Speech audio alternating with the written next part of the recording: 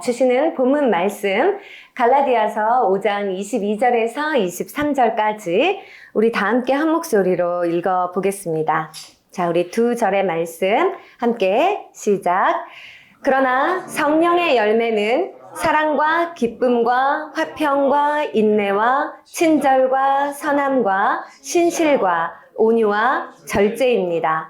이런 것들을 막을 법이 없습니다. 아멘. 이번 주는 성령의 열매에 관한 이야기입니다. 지난주에 성령의 은사, 성령께서 주시는 선물에 대해서 이야기를 했는데 성령의 은사 그리고 성령의 열매 무언가 비슷한 개념인 것도 같은데 왜 용어를 구분해서 사용을 했는지, 비슷한 점은 무엇이고 또 차이점은 무엇인지 오늘 좀 여러분이 깊이 있게 우리 주님의 뜻을 깨닫게 되시기를 바랍니다.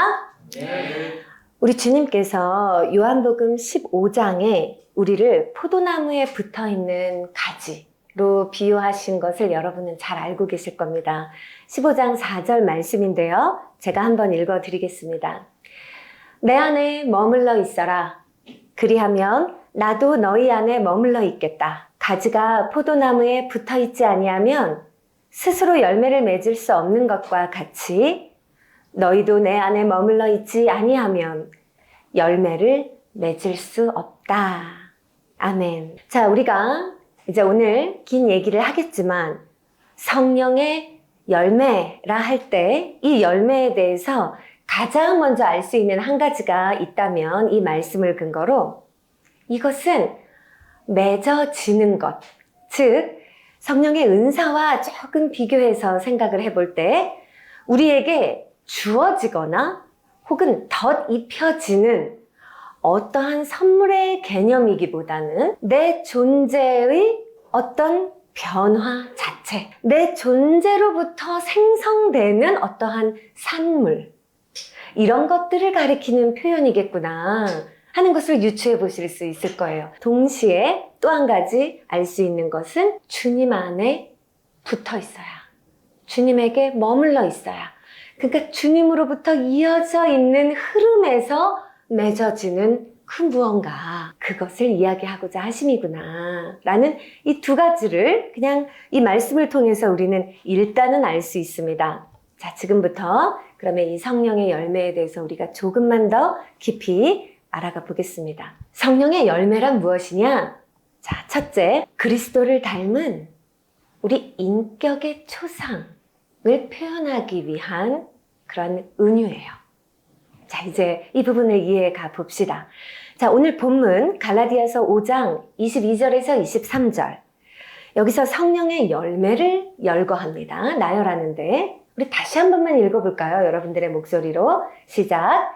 그러나 성령의 열매는 사랑과 기쁨과 화평과 인내와 친절과 선함과 신실과 온유와 절제입니다.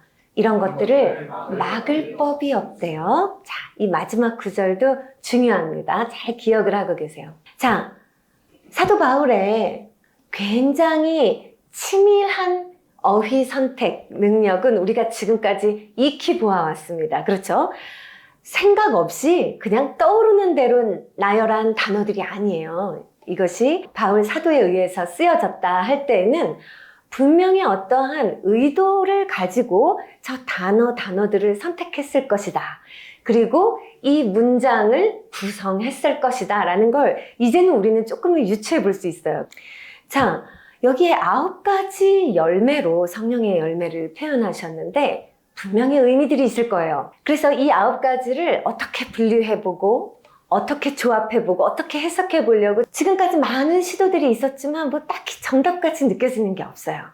자, 그런데 아주 단순하게 이 부분은 세 묶음으로 나누어서 우리가 이해할 때 아주 깊이 있게 느껴지는 깨달음이 있게 돼요.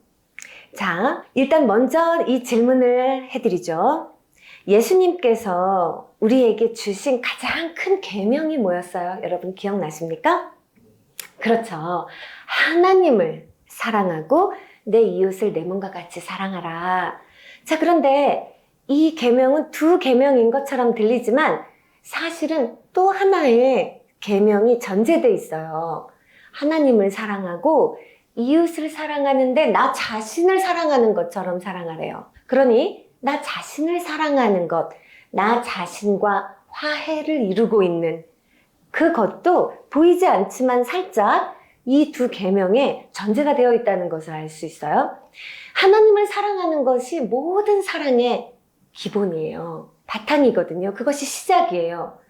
그리고 난 다음에 이웃을 사랑하는 데까지 이르러도 나 자신을 사랑하는 법을 모르고 나 자신과 화해를 이루지 못하는 사람에게는 관계 안에 긴장이 남아요.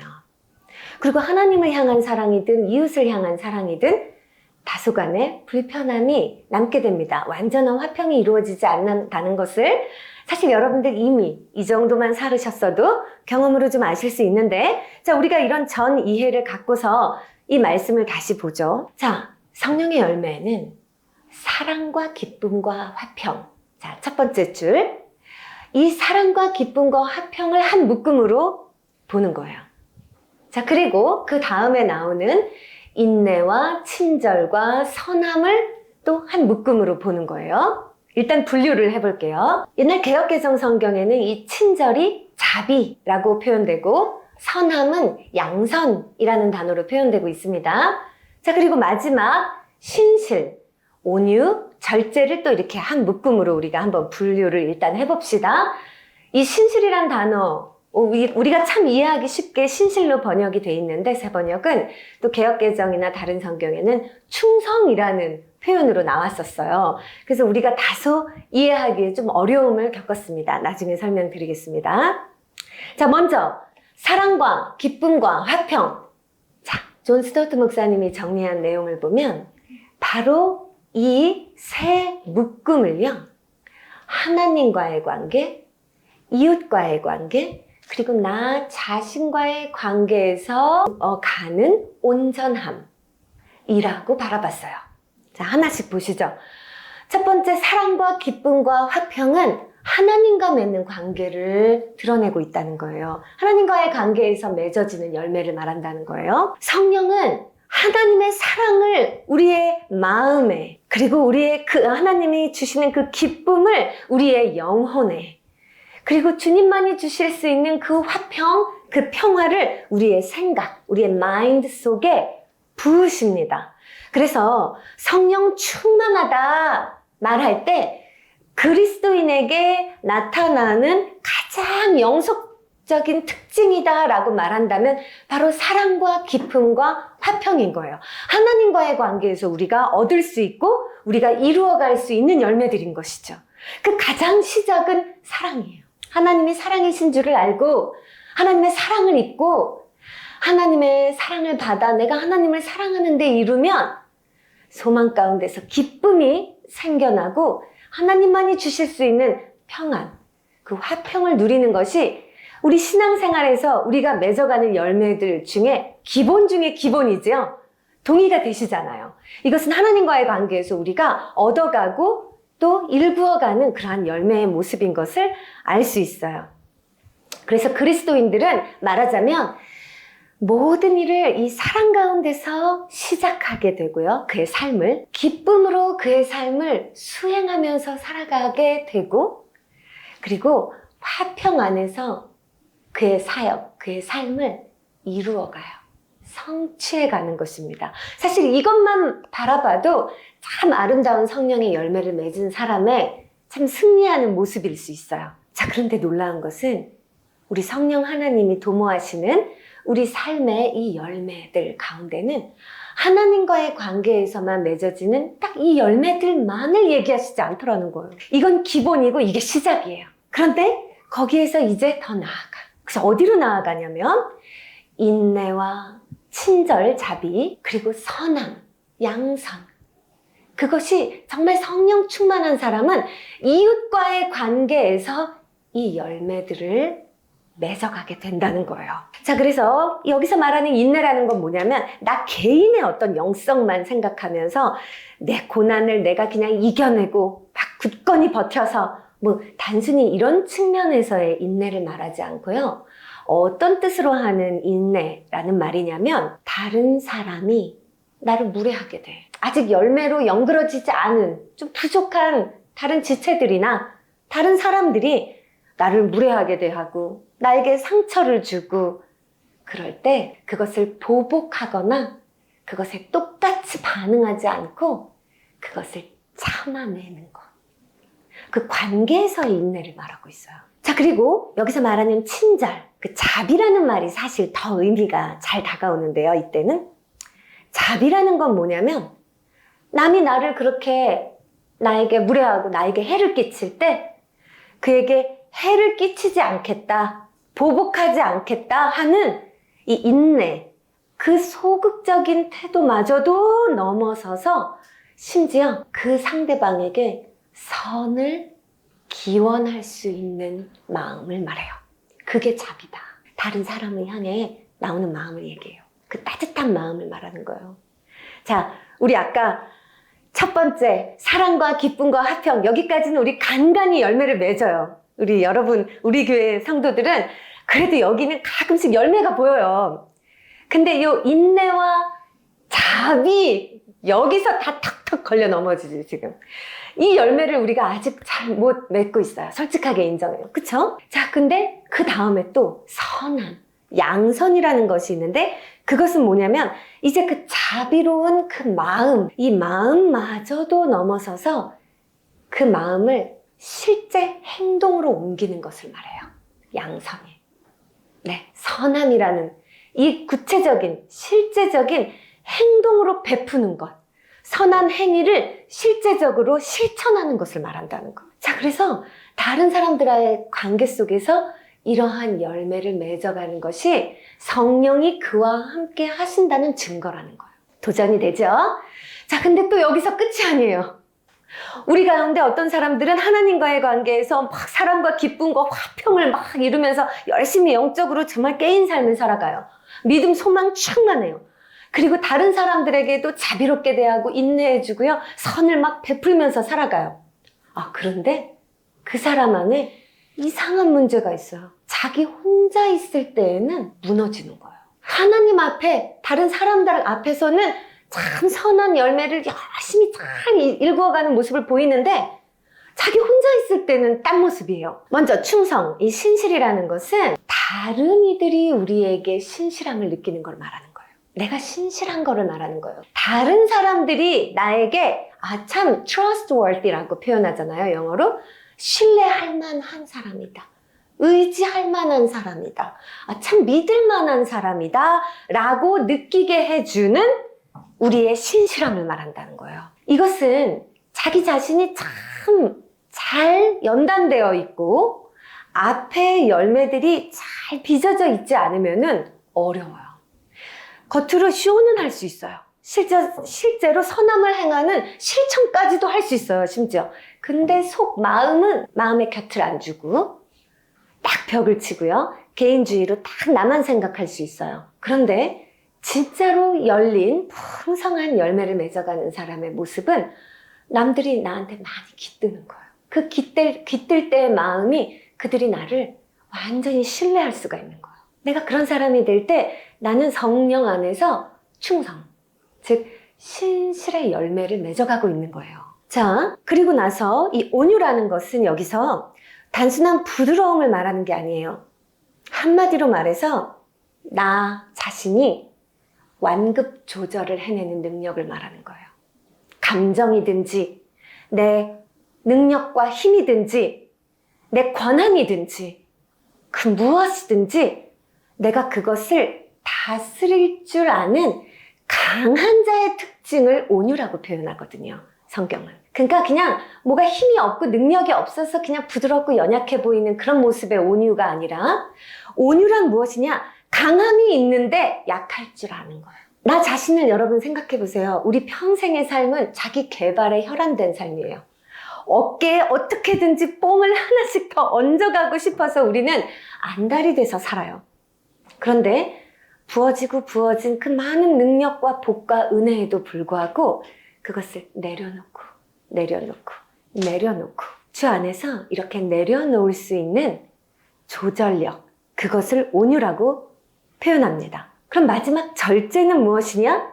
구체적으로 나의 생각, 내 입에서 나오는 말, 그리고 나의 욕망, 나의 습관까지가 실제로 다스려지는 진정한 능력. 이게 되는 것을 진짜 성령의 열매를 맺은 사람이다 라고 우리는 표현을 하겠다는 얘기인 거예요. 그래서 여러분, 모든 걸 다 갖췄는데도 사람이 결국은 자기를 다스리지 못해서, 자기를 절제시키지 못해서 우리는 망하거든요. 자, 그런데 여기서 우리가 기억해야 될 게 있어요. 이것들 중에서 성령의 은사는 그 다양한 은사들 가운데서 나에게 주어지는 것은 한두 가지, 몇 가지였죠. 그 모든 은사를 다 내가 갖지는 않지요. 그런데 성령의 열매는 조금 차원이 달라요. 아주 매우 차원이 달라요. 어떻게 다르냐면 이 성령의 열매들, 지금 언급된 이 9가지 중에서는요, 우리가 한두 가지만 선택해서 받는 게 아니에요. 이 중에 어떤 것만 선택적으로 맺는 개념이 아니에요. 다 서로 이어져 있고 순서적으로 연결이 되어 있어요.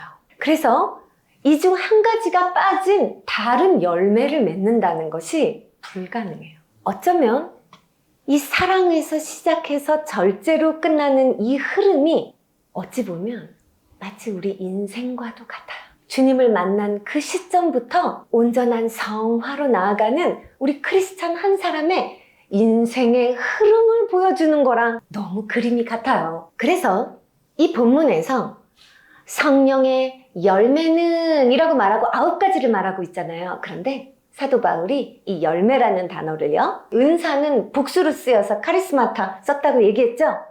그런데 여기 성령의 열매에서는 단수, 칼포스를 써요. 그래서 마치 포도송이 같이 다 하나하나 연그러져서 함께 하나의 포도송이가 맺히는 것처럼 이 9가지가 따로따로인 것 같지만 그렇지 않고 모두 함께 맺어지는 하나의 열매인 것이다. 우리 삶을 이와 같은 하나의 열매로 맺어가게 하시는 그 성령의 은혜를 말하고 있다 하는 거예요. 자, 그래서 지난주 은사의 결국 결론이 뭐였어요? 사랑이 없으면 아무것도 아닙니다 라는 얘기가 은사 이야기의 결론이었잖아요. 그런데 오늘 열매 이야기를 보세요. 사랑으로 시작하고 있어요. 은사를 많이 가져도 사랑이 없으면 아무것도 아니에요. 은사를 많이 가져도 그 사람이 열매 맺는 주님의 제자가 된다는 보장은 없는 거예요. 물론 은사를 통해서 교회 사역에 충성 헌신 봉사하면서 계속 경건을 심으면 거기서 열매를 맺어가도록 주님이 더 잘 이끌어 주시지만 어쨌거나 말씀으로 우리가 비추어 봤을 때 열매는 사랑으로 시작할 수 있는 도입 단계인 것이고 이 열매도 사랑이 없이는 맺혀질 수 없는 과정인 것을 우리는 알 수 있게 돼요. 그래서 성령은 우리 안에 이 사랑이라는 하나의 생명을, 예수 그리스도의 그 생명을 심으셔서 우리를 한 송이의 열매처럼, 그리고 그 모습이 마치 포도나무 가지에서 맺히는 이 한 송이의 모습이 포도나무이신 예수 그리스도를 닮은, 예수 그리스도를 그냥 고스란히 닮은 이 모든 성품이 통합적으로 담겨있는 하나의 열매, 그거를 맺어가시는 성령의 역사와 은혜이신 것이다. 자, 그렇기 때문에 우리는 이 안에서 어떤 특질 하나만을 골라서 막 키우거나 이럴 수 없어요. 그래서 우리 안에 어떤 사람들의 모습을 보면 적극적으로 선을 행하지 않아요, 사람들에게. 그러면서 속으로 잘 참기만 해요, 맨날. 그 사람을 미워하지는 않아. 나한테 무례하게 대해도 인내해. 그런데 결단코 그 사람에게 적극적인 선을 행하는 대로 나아가지 못해요. 우리 용서 이야기할 때 이 얘기했어요. 상대방에게 선물을 주는 데까지, 은혜의 선물을 베푸는 데까지 나아가지 못해요. 자, 그렇다면 이것은 지금 성령의 열매가 맺혀지고 있는 흐름에서 지금 어떤 단절이 있음을 말하고 있다. 또 어떤 사람은 다른 사람에게 심지어 자비를 베풀고 막 선행을 다 베푸는데 자기 마음을 절제하지 못해서 남들에게 다 내어주고 여기까지는 다 열매 맺는 삶을 사시면서도 자기의 이 욕망과 그리고 자기의 어떤 탐심과 이런 부분에 절제를 하지 못할 때 그 삶을 열매 맺은 삶이라고 우리가 말할 수 없다는 거예요. 그래서 첫 번째로 성령의 열매는 이렇게 그리스도의 인격, 그것을 우리에게 그 초상으로 보여주는 은유이며 상징인 것이다 하는 이야기를 지금까지 했고요. 자, 두 번째로 성령의 열매는 무엇이냐면은, 자, 우리 한번 따라해 보실까요? 시작. 초자연적이며 자연적인 결실을 말해요. 이 성령의 열매는 초자연적이에요.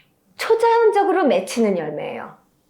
그런데 동시에 또한 자연적인 결실을 말해요.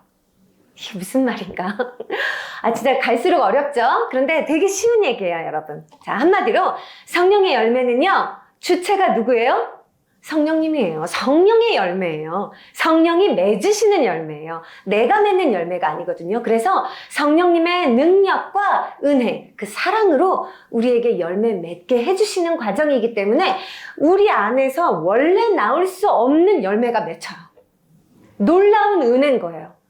내가 타고나기는 너무너무 게으른 사람이어도 성령께서 맺어주시는 이 놀라운 은혜 속에 내가 단련되고 또 절제가 일어나고 내가 새로운 모습의 열매를 얼마든지 맺을 수 있다. 그래서 성령의 열매는 본질적으로는 초자연적이에요. 자연적으로만 맺혀진다면, 그리고 우리가 만약에 우리 능력으로만 맺을 수 있는 거라면 우리가 맺는 열매는 요 갈라디아서 본문 앞에 다 나옵니다. 순, 질투, 시기, 탐욕, 원망, 분열, 방탕. 우리가 열심히 노력해봤자 맺을 수 있는 열매는 자연적으로 그거밖에 없어요.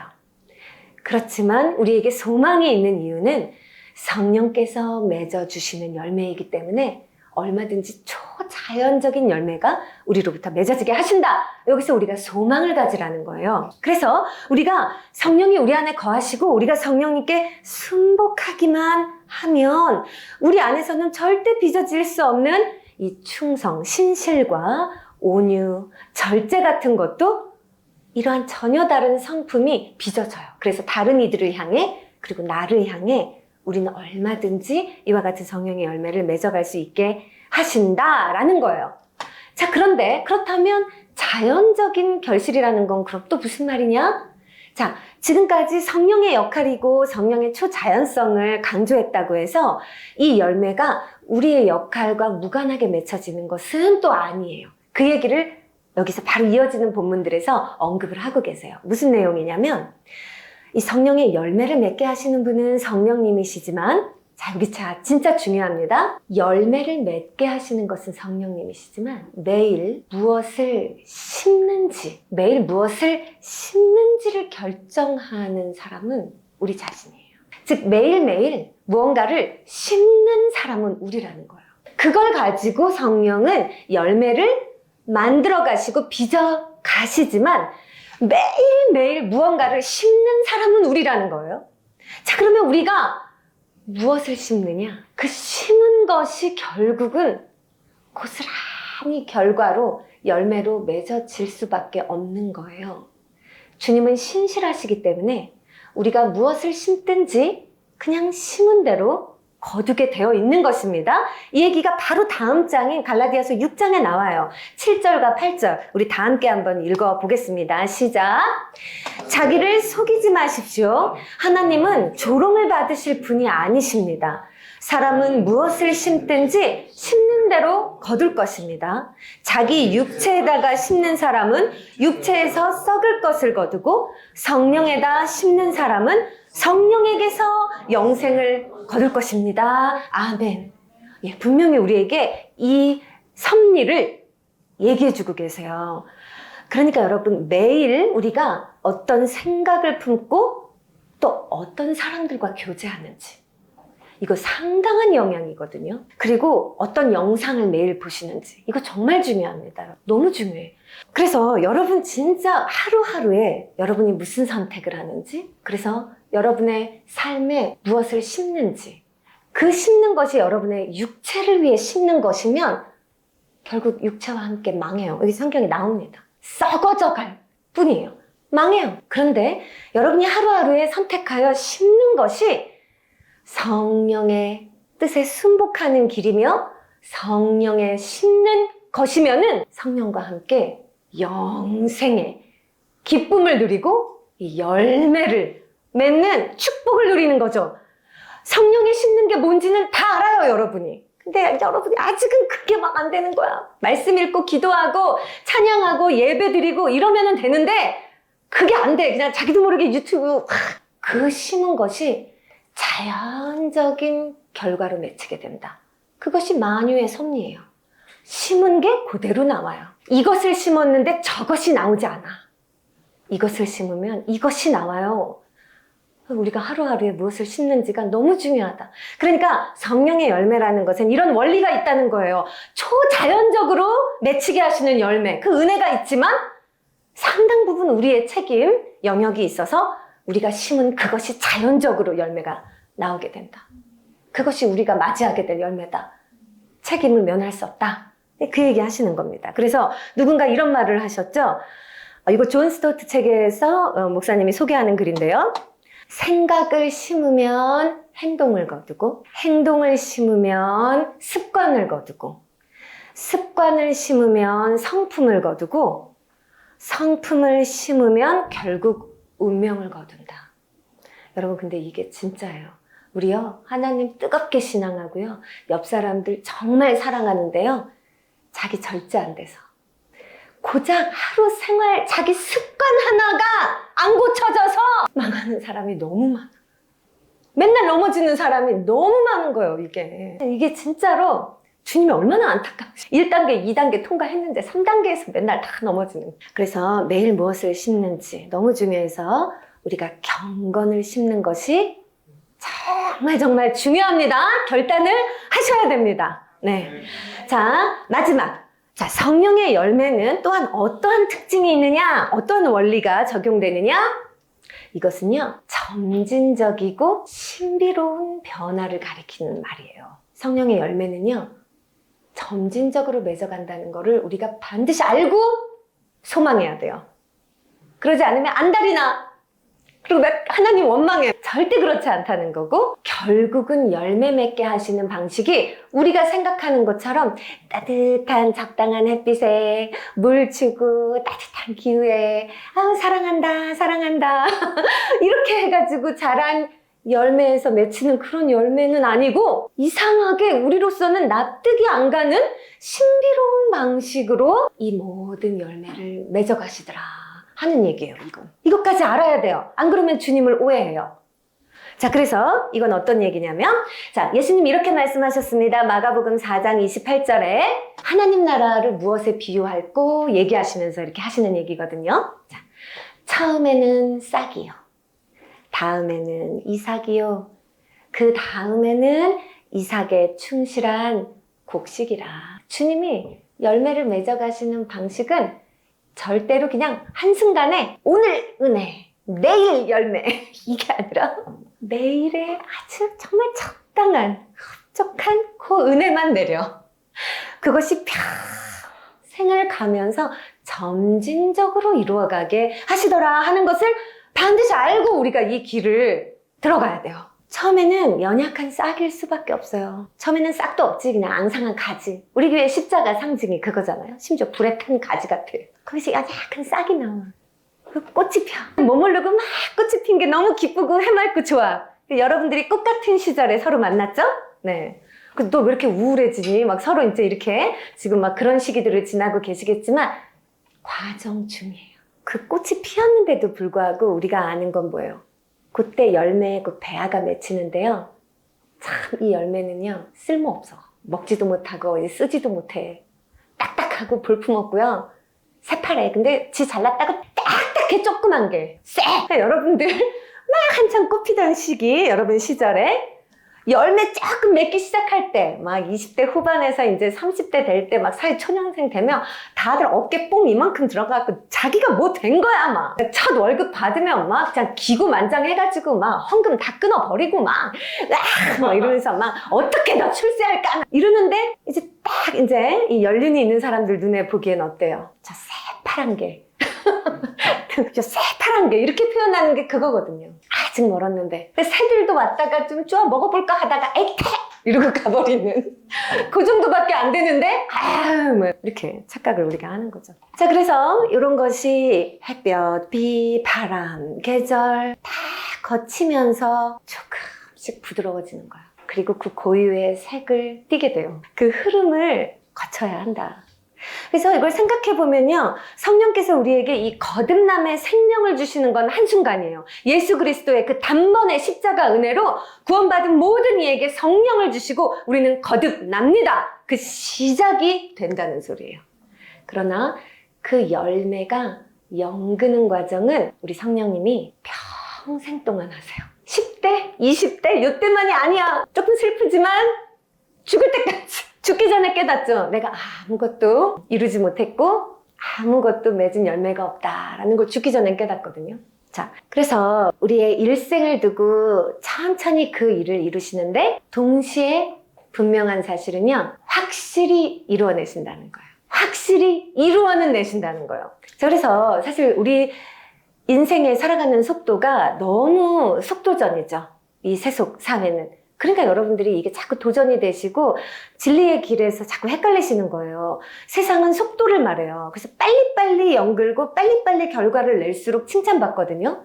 그러니까 우리가 그런 어떤 가치관에 현혹이 돼서 자꾸 무언가를 빨리 이루려고 서두르다가 망하는데 성령은 절대로 그렇게 서둘러서 열매를 맺어가지 않으신다라는 것을 우리가 받아들여야 해요. 그래서 이 사실은 절대 우리를 게으르게 만들지 않습니다. 그냥 방관하게 만드는 게 아니에요. 선을 행하면서도 낙심치 않게 해주는 진리인 것이에요.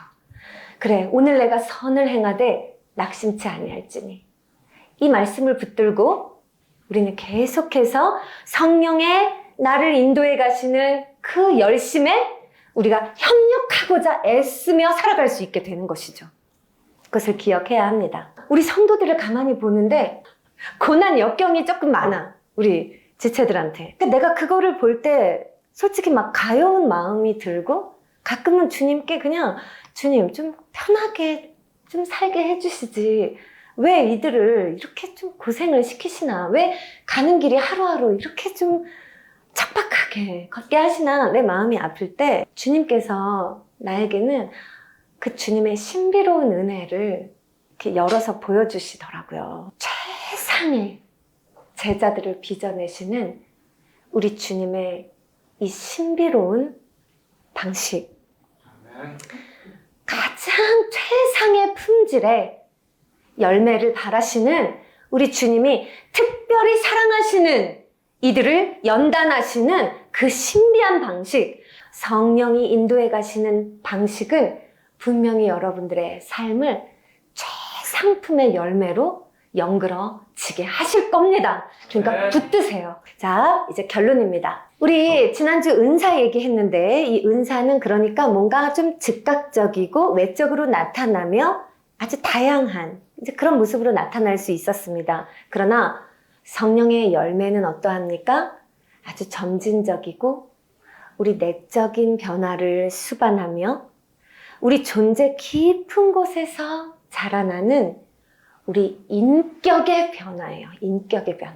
그러니까 한마디로 말해서 은사는 교회를 세우기 위한 사랑의 통로 혹은 도구라고 말한다면 성령의 열매는 무엇을 설명하시는 거냐면 하나님께 영광을 돌리는 성숙의 증거라는 것이죠. 자, 그러니까 무슨 말이냐면 성령님이 그와 함께 하신다. 성령님이 임재해 계신다. 라는 증거는 은사보다는 열매라는 거예요. 어떤 사람이 은사가 막 많아. 그런데 또 그 사람에게 열매가 없을 수도 있다는 거예요. 무섭게도. 그리고 주님이 그래서 더 바라시는 거는 열매예요. 그래서 우리 성령님은요, 우리가 무엇을 하느냐보다, 즉 doing, 문제보다 우리가 예수님을 닮은 존재가 되는 것, 우리의 being, 즉 우리의 존재, 빚으시는 일에 더 관심이 많으세요.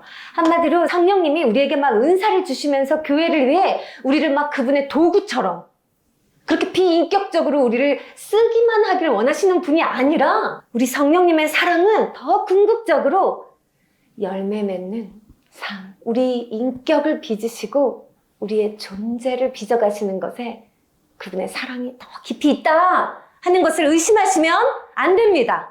그래서 요한복음 15장 8절 말씀에 우리 다 함께 읽겠습니다. 너희가 열매를 많이 맺어서 내 제자가 되면 이것으로 내 아버지께서 영광을 받으실 것이다. 아멘.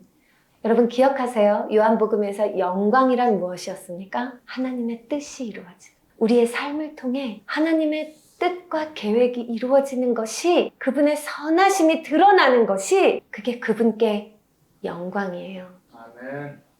우리가 맺는 열매로 아버지의 뜻이, 그리고 아버지의 선함이 열방에 증거되기를 사모합니다. 아멘. 또 하나의 열매를 바라시는 우리 주님께 영광 돌리는 제자의 삶을 살아갑시다. 아멘.